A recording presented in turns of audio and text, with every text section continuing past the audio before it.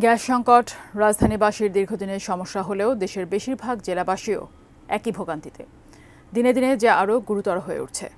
দিনের বেশিরভাগ সময়ে গ্যাসের সরবরাহ না থাকায় চরম দুর্ভোগ পোহাচ্ছেন সাধারণ মানুষ।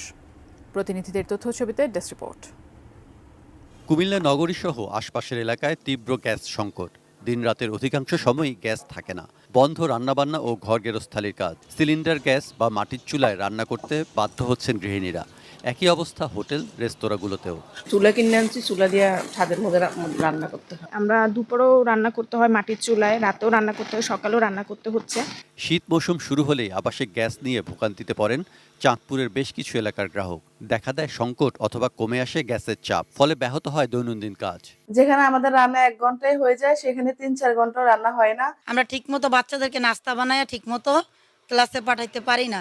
বগুড়ায় নির্ধারিত ফি জমা দিয়েও সংযোগ পাননি প্রায় 20,000 গ্রাহক।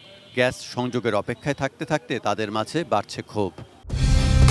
কালার এক্সপার্ট, জর্জ স্যাপ এবং মাইল্ড অন হ্যান্ডস টেকনোলজি সমৃদ্ধ অরিক্স ক্রিস্টাল ওয়াশ আপনার লন্ড্রি এক্সপার্ট। আজও পর্যন্ত সেই সমস্ত বাসাবাড়িতে গ্যাস কেন দেওয়া হচ্ছে না? আবার পুনরায় লাইনগুলি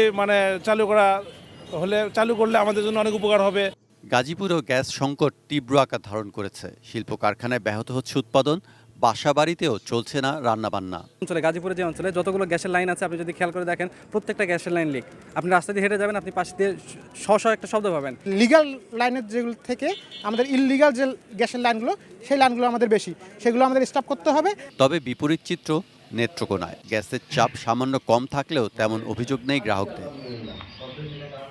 সৈকত Dasgupta, desk report, ATN news.